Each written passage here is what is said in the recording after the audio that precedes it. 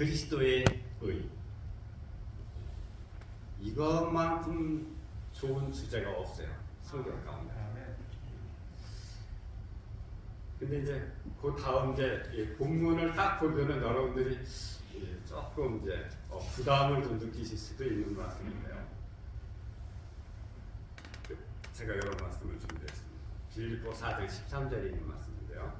내게 능력 주시는 자 안에서 내가 모든 것을 할 수 있느니라. 여러분들 신앙을 제가 한 지금 거의 50년 가까이 하고 있는데요. 사실 예수님을 믿으면서 별로 기분 아주 상쾌하게 한 날이 따져보면 한 며칠 안 되는 것 같아요. 계속 부담만 되는 거예요. 교회 안 나가면 더 편해요. 교회 나가는 게 힘들 때가 많아요. 교회 이번에 이 코로나 때문에 집안에서 예배 드려라. 얼마나 좋은지 몰라요. 다리 뻗고 그냥 이불 뒤집어 쓰고 앉아서 예배 드리는데 그렇게 좋을 수가 없더래요. 편해가지고. 근데 이런 생각이 들어서 이 코로나가 이번에 우리 시금석이 되었다. 정말 참된 믿음을 갖고 있는지 그렇지 않은지 참 우리에게 커다란 숙제를 내 신앙을 점검해보는 그런 숙제를 남겨주었던 기간이 아니었다 이런 생각이 들어요. 교회 나오지도 못하게 하지, 모이지도 못하게 하지, 집안에서 예배 드려야 되는데 이걸 또 답답하게 여기는 사람들도 있지만 아직도 이렇게 편하게 생각하는 사람도 많이 있어요. 근데 제가 이제 그런 것뿐만이 아니고 교회 다니면서 제가 부담을 많이 느꼈던 게 뭐냐면 율법에 관련된 문제예요. 율법, 계명. 교회에서 계속 사랑하라고 그러고 계명 지키라고 그러고 그럴 때 이제 마음에서 이제 요동이 치는 거예요. 그게 안 되니까. 지키려고 해도 안 지켜지고 사랑하려고 하는데 사랑은 무슨 사랑이니? 이 속에서 불이 담겨 있어가지고 미워 죽겠는데 또 용서하라 그래. 용서는 어떻게 용서를 해요? 지난번에 어떤 분이 나오셔서 용서에 대해서 간증하는 걸 제가 들었는데요. 정말 큰 거 깨달으시는 거예요. 제가 그런 해결하지 못하는 문제들을 딱 해결해 준 게 뭐냐면 그리스도의였어요. 오늘 제가 그거를 말씀을 드리려고 하는 거예요. 율법에는 세 가지의 율법이 역할이 있습니다. 울타리, 이건 과거예요. 인간이 타락하기 전에 이걸 인간이 아담과 하와가 그거 따먹지 말라는 걸 따먹어서 그 울타리를 넘어감으로 이제 그 울타리의 역할은 소멸됐습니다. 지금 현재는 거울의 역할이 있어요. 이 율법이 우리에게 거울의 역할을 합니다. 어떻게 하냐면 우리가 타락 후인데요. 인간의 죄를 밝히 보여줍니다. 넌 죄인이야. 너는 어떻게 해야 된다고? 넌 죽어야 돼. 이것이 바로 우리에게 현재 율법이 가지고 있는 역할입니다. 거울의 역할. 그래서 이제 그러면 우린 죽어야 되나? 그럴 때 성령께서 어떻게 해요? 아니야. 안 죽는 방법이 있어. 어디로 가? 예수께로 가. 이런 성령의 역할이 있죠. 자, 근데 앞으로 미래에는 심판대의 역할입니다. 인간을 심판할 때 뭐로 심판한다고요? 율법으로 심판합니다. 율법 잘 지켰나 안 지켰나? 율법 안 지켰으면 멸망이에요. 어저께 한영수 목사님 뭐 지글지글 탄다고 했는데 그것도 제가 내일 설교 준비했습니다. 인간을 심판할 때 시금석으로 우리를 판결하게 됩니다. 사실 이 율법이라고 하는 것은 하늘에서 원래 죄가 들어오기 전에 하늘에서는요 인식조차도 못했던 법이에요. 율법이라는 게 있었나? 이렇게 율법이라는 게 없었어. 율법이라는 것을 인식하지도 못하고 살았어요. 사람들이 아니면 그 하늘에 있는 모든 거민들이요. 그런데 이거를 누가 논쟁으로 삼았냐면 루시퍼가 논쟁으로 삼은 거예요. 피조물들이 과연 이 율법을 지킬 수 있느냐 없느냐 이걸 논쟁으로 삼았다고요. 예. 그래서 결론은 뭐예요? 자기가 나도 하나님이 지은 피조물인데 내가 율법을 범한 걸로 봐서 피조물들이 율법을 지키는 것은 큰 부담이다. 예. 그러니 이것은 하나님이 이 율법을 만들어 놓은 것 자체가 잘못이다. 이렇게 논쟁을 붙였단 말이에요. 거기에 하늘의 천사가 3분의 1이 미혹돼 가지고 사단한테 넘어갔잖아요. 그래서 하늘에서 전쟁이 나고 쫓겨나고 뭐 이제 인간도 미혹하니까 그냥 선악과 따먹고 범죄하잖아요. 그러니까 자 봐라, 사단이 이제 그렇게 말하는 거예요. 하나님께 자 봐라, 인간조차도 율법을 지키는 일에 실패하지 않았냐. 이 율법은 지킬 수 없는 거야. 이렇게 결론을 딱 내려버렸어요. 우리 인간들도 율법은 지킬 수 없는 거라고 딱 그렇게 이제 결론을 냈습니다. 그럴 때 하나님께서 율법을 지키지 않고는 결코 우리가 구원받을 수 없다는 것을 아시기 때문에 율법을 지키게 하기 위해서 그 문제를 해결하기 위해서 누구를 보내시냐? 예수님을 이 땅에 보내신 거예요. 네. 그래서 예수님을 십자가에 돌아가심으로 그 율법이 요구하는 뭐예요? 죄의 삭선 사망이라고 하는 그 요구를 그냥 다 해결을 해버리셨단 말이에요. 그 논쟁 끝나는 거예요. 이제 율법을 지킬 수 있느냐 없느냐 이 논쟁 끝났어요. 근데 아직도 우리가 이 사단의 가르침에 아직도 미혹을 받고 그렇게 부담을 느끼며 저처럼 살아가는 사람들이 많이 있더라 이 말이죠. 제가 오늘 그 말씀을 한번 나눠보고자 하는 것입니다. 자, 우리에게 계명과 율법이 있는데 그 어떤 관계인지 한번 볼게요. 성경에 이 율법과 계명에 대해서 어떻게 말하느냐면 예수님이 직접 말씀하신 거예요. 내가 생명에 들어가려면 계명을 지켜라. 이거 엄청난 말씀이에요. 네가 생명에 들어가려면 계명을 지키라는 거예요. 그리고 서로 사랑하라는 거예요. 서로 사랑해. 너희가 서로 사랑하는 것이 이게 뭐냐면 나의 계명을 지키는 거라.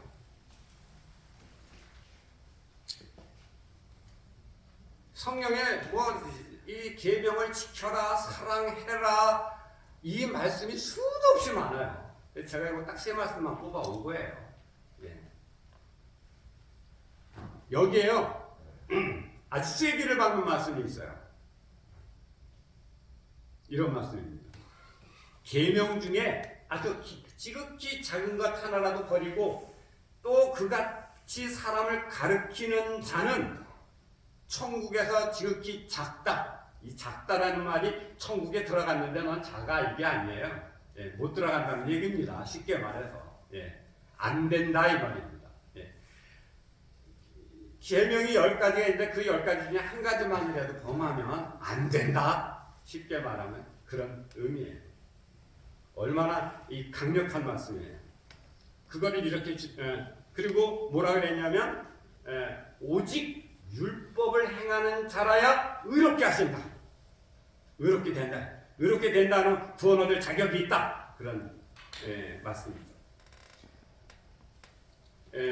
활 주석에 보면 이렇게 그 10가지 계명에 대해서 10가지 계명 중에 한 가지라도 어기는 것은 뭐와 같느냐 하면 10개의 고리에 대한 사슬과 같아서 고리 하나가 망가지면 그 사슬은 못 쓰게 되는 것과 같다. 이렇게 해서 10가지 계명을 다 우리가 지켜야 된다. 이렇게 말씀하세요. 근데 이 율법은 지켜도 되고 안 지켜도 되고 하는 그런 법이 아니고 이거는 하나님의 품성이고 하늘의 원칙이기 때문에 이건 반드시 지켜야 되는 거예요. 그래야 의인이 된다고요. 의인이 돼야 구원을 받죠. 네? 이제 굉장히 여러분 아멘 하는데 진짜 이건 부담이 되는 말씀이에요. 정말 부담되는 말씀이에요. 문제는 뭐냐 하면 이 하나님의 품성이고 하늘의 원칙인데 이게 우리 죄인 입장에서 이게 지켜질 수 있느냐 이거예요. 이게 지켜지느냐 이거예요. 이게. 네? 이게 문제란 말이에요. 문제는. 네. 그런데 희망적인 말씀이 있어요. 한번 보세요. 로마서 3장 28절이에요. 그러므로 사람이 의롭다 하심을 얻는 것은 율법 행위에 있지 않고 와 이게 율법 아니래요. 예. 희망이 됩니까 이제? 이제 조금 희망이 되십니까? 율법을 지키라고 그랬는데 율법 아니라는 거예요. 예. 뭐로 된다고요? 믿음으로 된다. 근데 요 한 말씀만 있는 게 아니에요. 또 있어요. 갈라디아서 5장 4절에 율법 안에서 의롭다함을 얻으려 하는 너희는 그리스도에게서 끊어지고 은혜에서 떨어지는다. 야 이거 더 강력한 말씀이잖아요. 율법 지키려고 하면 어떻게 된다고요? 예수 안 되면 때로 떨어져 나간다는 거예요. 그러니까 율법 지킬 필요 없다는 거죠. 이제 좀 마음이 가벼워지십니까? 근데 보세요. 이런 말씀도 있어요. 율법의 행위로 그의 앞에 의롭다 하심을 얻을 유체가 없다. 그러니까 율법 지켜야 된다는 거예요? 안 지켜야 된다는 거예요? 안 지켜야 된다는 거죠? 그럼 아까 그 말씀 또 뭐예요? 계명 지키라는 말씀은 또 뭐예요? 네? 이 성경이 왜 이랬다 저랬다 그래? 네? 뭔가 좀 궁금하지 않으세요? 이런 말씀 읽을 때. 네. 이게 이 성경이 여기 제일 있어요. 그러니까 이런 걸 알면은요 교회 다닐 맛이 난다니까요. 네. 이게 이런 걸 모르면은 그냥 부담만 오고 또 뭐 율법 안 지키겠다 안 지켜도 된다 그러니까 막 자유롭게 막 자유주의 막 방종주의로 막 나가가지고 하나님 말씀 뭐 율법 다 필요 없다고 이렇게 또 살아가는 또 엉터리 신앙이 돼버리잖아요. 네.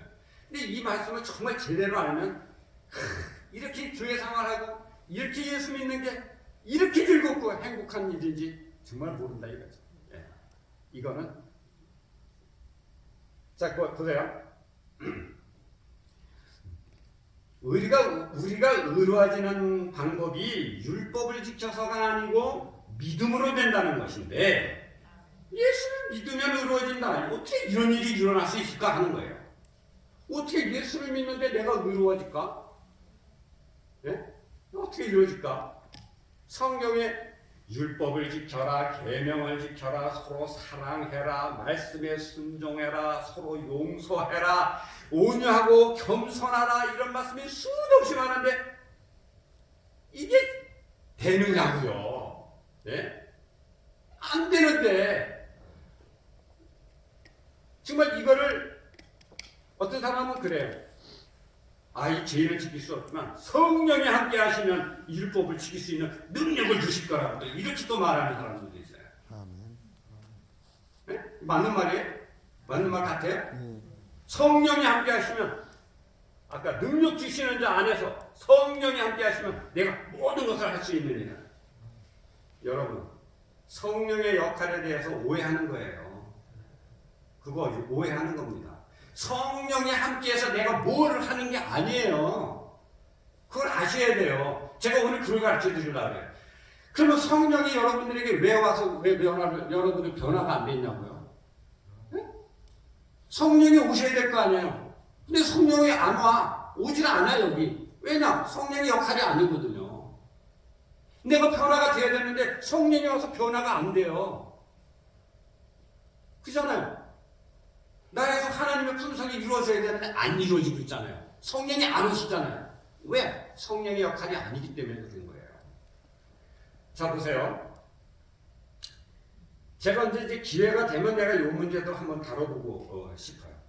근데 죄인들이 절대 할 수 없는 이 일들을 성령이 계속 하라고 해야 된다고 계명을 지켜야 된다고 그러고 사랑하라고 그러고 순종하라고 계속 말씀해 주시거든요. 왜 그러냐? 왜? 이걸 해야 되거든요. 해야 된다고요. 안 하면 안 된다고요. 근데 인간은 할 수가 없다고요.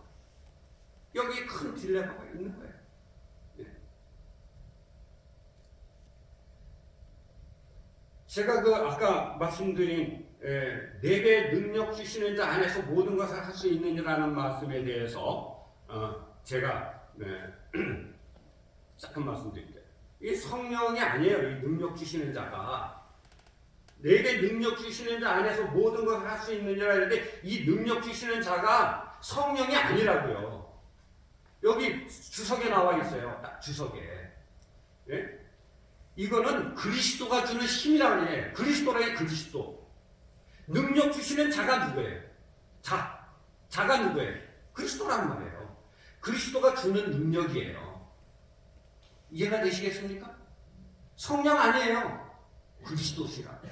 그리스도가 우리에게 함께 하시고 능력을 주시니 내가 모든 것을 할 수 있다 그런 뜻이에요. 여기서 아멘 하셔야 돼요. 아까 성령 하니까 아멘 하시더만.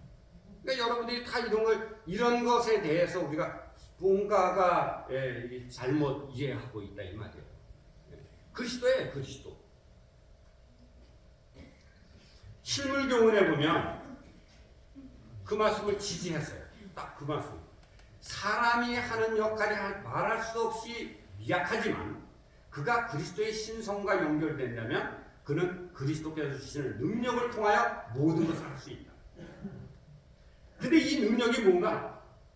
이게 또 참 그리스도가 주시는 능력이 뭐냐? 여기 굉장히 중요한 말씀이에요.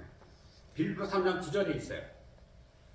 그 안에서 발견되려 하느니 내가 가진 의는 율법에서 난 것이 아니요 오직 그리스도를 믿음으로 말미암은 것이니 곧 믿음으로 하나님께서 난 의라. 이 말씀의 의미를 해석을 하면 바울이 내가 의를 가지고 있어.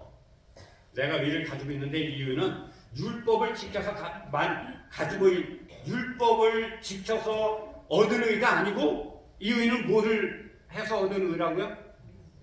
믿음으로 예수 그리스도를 믿음으로 믿었더니 어떤 의가 왔다고요? 하나님께로부터 왔다고요. 이 의가 하나님께로부터 왔다고요. 그래서 내가 의로운 사람이 됐는데 내가 의로워서 의가 된 게 의인이 된 게 아니고 의로 여겨주셨단 말이에요. 야, 이 여겨주셨다는 말이 굉장히 의미가 있고 정말 감사한 말씀이에요. 아멘. 의로 여겨주셨다는 거예요. 의로. 아직은 내가 의인이 아닌데 의인으로 여겨주셨다. 네? 네. 이런 말씀이에요. 자, 제가 아주 결정적인 말씀을 하나 여러분들한테 드립니다. 시대서망 762페이지에 있는 말씀이에요. 요건 한번 같이 한번 읽어볼까요? 노란 줄만. 시작. 율법은 의, 즉 의로운 생에 완전한 품성을 요구하지만 인류는 그 요구에 미칠 수 없다. 이거 화해부인이 아주 딱 단정을 지어 놓으신 거예요. 인류는 하나님의 거룩한 율법의 요구를 충족시킬 수 없다. 그러나 반전이에요. 그리스도께서는 인간으로서 지상에 오셔서 뭐를 사시고 거룩한 생애를 사시고 어떤 품성을? 완전한 품성을 개발시키셨다. 그리스도께서는 그것을 받고자 하는 모든 자들에게 값없이 선물로 주신다. 아멘입니까? 아멘. 이 말씀이 우리를 살리는 거예요. 이 말씀이. 예? 이 말씀이 우리를 살리는 거라고요. 여기 의로운 생애는 누구의 생애를 말하는 걸까요? 예수님의 생애예요. 완전한 품성은 누구의 품성을 말하는 걸까요? 하나님의 품성이에요. 예수의 품성과 하나님의 품성을 율법이 원한다고요. 의라고 하는 것은 뭐를 원한다고요? 예수의 생애, 예수님 살아간 것처럼 예수님의 살아간 것처럼 그의 생애를 요구하고요. 하나님의 품성을 요구한다고요. 그러나 인류는 뭐 할 수 없다? 그 요구에 미칠 수 없다. 요구를 충족시킬 수 없다. 이건 결론이에요. 그러나 반전이 있잖아요.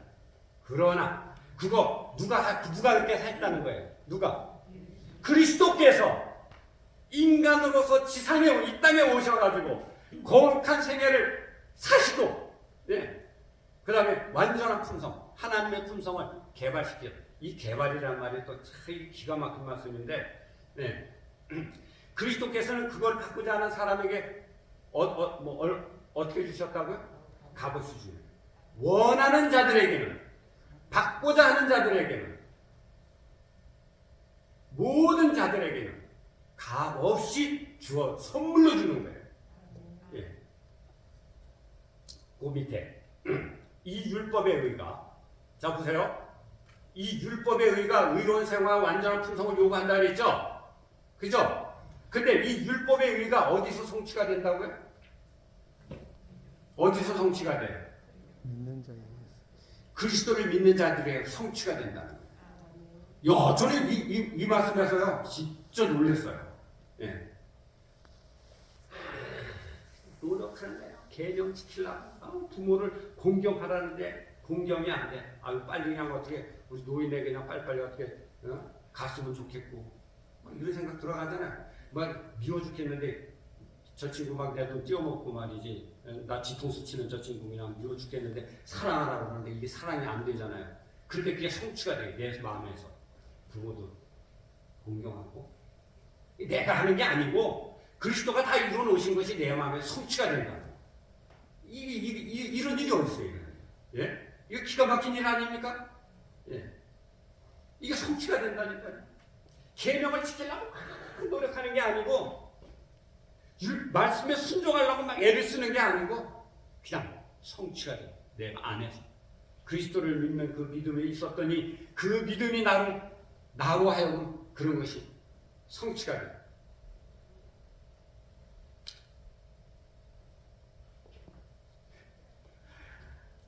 자, 보세요.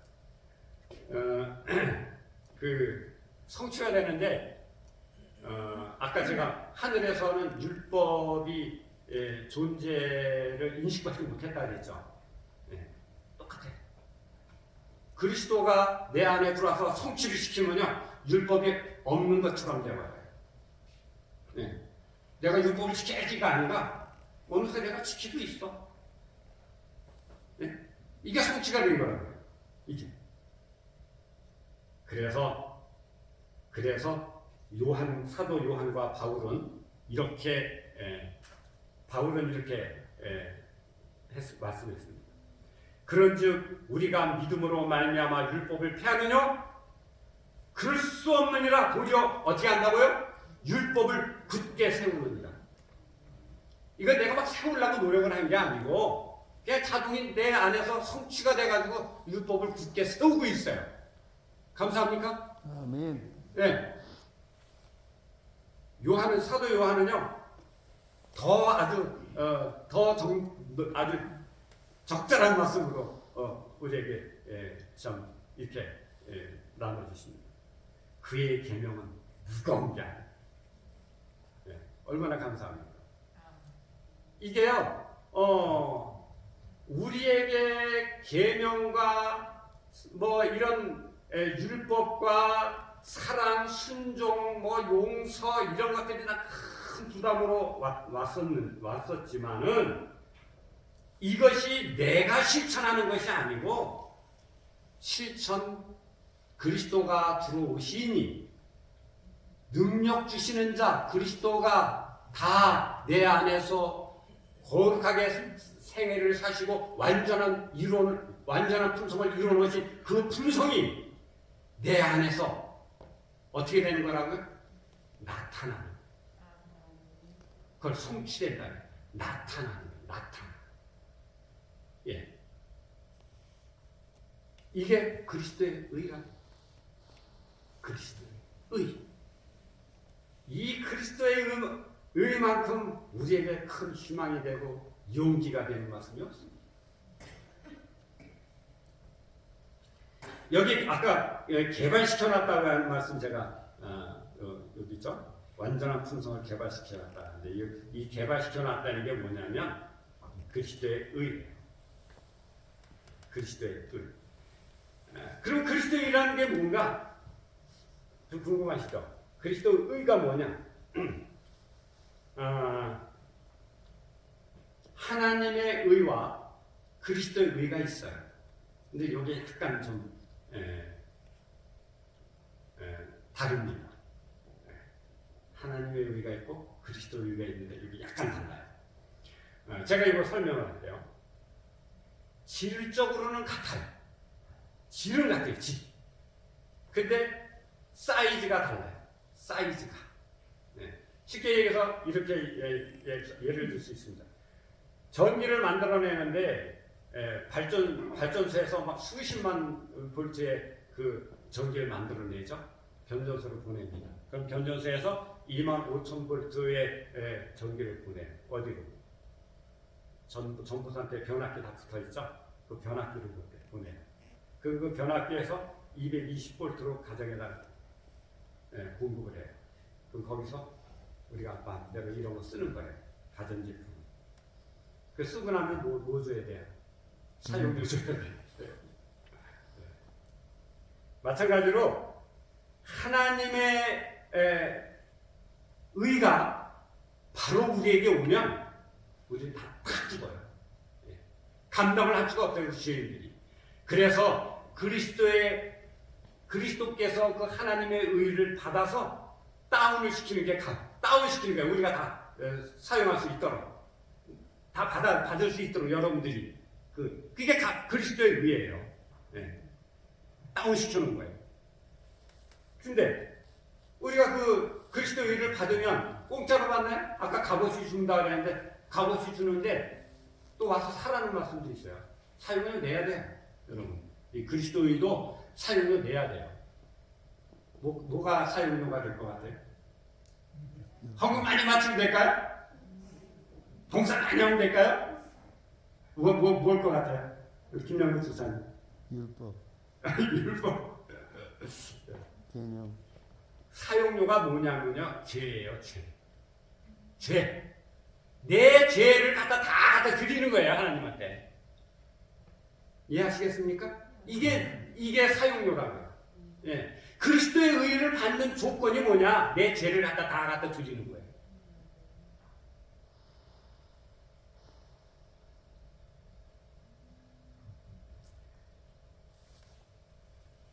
우리가 성경이나 또 말씀 중에서 계속해서 우리에게 예수님의 생애와 하나님의 품성을 자꾸 강요받을 때가 많아요. 뭐 순종하라고 그러고 계명 지키라고 그러고 용서하라고 그러고 오냐고 겸손하라고. 그거 다 우리가 할 수 없는 것들이거든요. 겸손, 우리가 겸손해질 게 뭐가 있어요?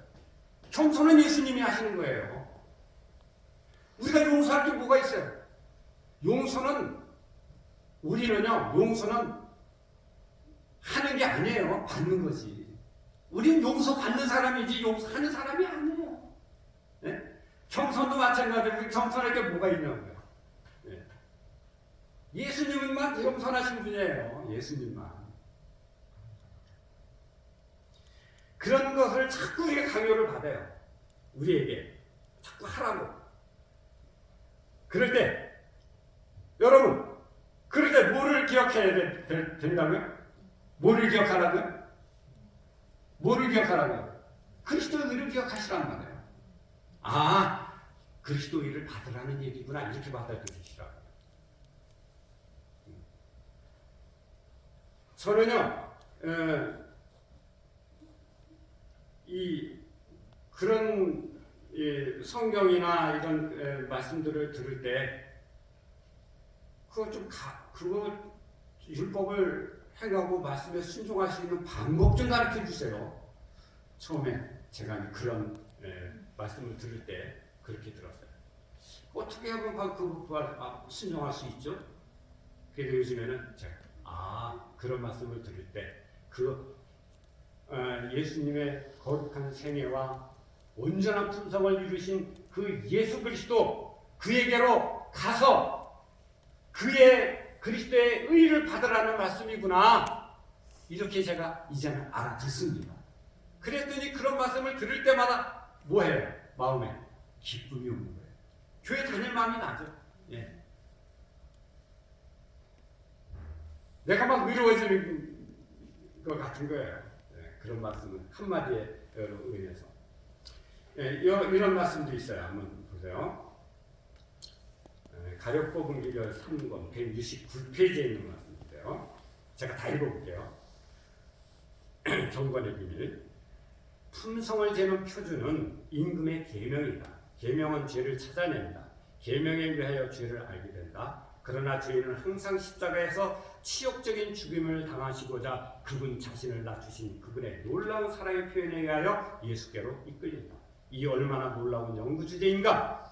천사도 이 놀라운 비밀을 들여다보기를 간절히 원하며 애쓴다. 그것은 가장 높은 인간의 지성에라도 부담을 줄 수 있고 사단의 편을 택함으로 타락하고 속임을 당한 인간으로 하여금 무한하신 하나님의 아들의 형상에 일치할 수 있게 하는 연구이다. 사람이 그분과 같아질 것이다. 이 그분이 누구예요? 예, 그분이 누구예요? 예, 사람이 하나님과 예수님과 같아질 것이다. 무엇 때문에? 인간에게 주어진 그리스도의 의 때문에. 예, 그리스도의 의 때문에 우리가 누구와 같아진다고요? 하나님과 같아진다. 하나님께서는 타락했으나 구원함을 받은 인간을 그분의 아들을 사랑하셨던 것처럼 사랑하실 것이다. 여러분 성경 읽을 때 바로 읽으셔야 돼요. 여기 쓰여있잖아요. 이것은 살아있는 말씀으로부터 어떻게 읽으라고요? 바로 읽으라고요. 바르게. 그리스도의 의를 받으라고 하는 말씀으로 바르게 읽어라 이 말입니다. 내가 하려고 애쓰지 말고.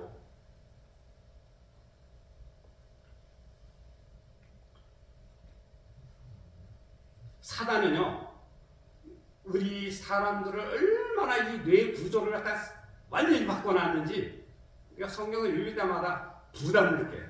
아이고, 성경 말씀대로 나 절대로 못 살아가고 다 떨어져 나가기 기대하는 게 누구예요? 사단인 거예요. 예. 하나님께서 다 이루어 놓으신 건데, 예. 사단은 그것만 딱 가려놨어요. 그럴 때 여러분 그리스도의 의를 반드시 기억하시고 율법의 요구에서 우리를 완전히 해방시켜 놓으신 그분 앞으로 나아가 그리스도의 의를 받게 되시기를 바랍니다. 아멘. 자, 이거 보세요. 여러분 사도행전 4장 12절에 이런 말씀이 있어요. 다른 이로서는 구원 얻을 수 없나니 천하 인간에 구원 얻을 만한 다른 이름을 우리에게 주신 일이 없다. 다른 이름. 이 다른 이름이 누구예요? 예. 어떤 이름 외에? 어떤 이름 외에? 그리스도라는 이름 외에는 절대로 우리 인간에게 구원을 줄 수 있는 이름이 없다 그 말이에요. 아멘. 예. 우리에게 인간에게 구원을 줄 수 있는 이름은 성령 아닙니다. 그리스도십니다. 아멘. 아시겠습니까? 그리스도만이 우리에게 구원을 주시는 이름이라고 하는 사실을 분명히 깨닫게 되시고 올 한 해 정말 이런 것들이 나에게 성취되어져서 그 거룩한 생애와 하나님의 품성이 나타나는 여러분과 제가 되기를 바라면서 이 말씀을 마치도록 하겠습니다. 기도하겠습니다. 하늘에 계신 아버지 하나님, 우리에게 허락하신 그리스도의 의를 구합니다. 우리를 위해 희생하신 예수님을 믿고 개발된 그리스도의 의를 못 믿도록 도와주시옵소서. 아멘. 우리 생애 가운데서 예수님이 나타나고 하나님의 품성이 나타나게 하여 주시옵소서. 원하는 자에게 값없이 주신다는 약속 믿습니다. 오늘 지금 이 순간 저희들을 받으셔서 하나님의 뜻대로 우리가 구원받게 합당한 삶이 될 수 있도록 도와주시옵소서. 예수님의 이름으로 기도합니다. 아멘.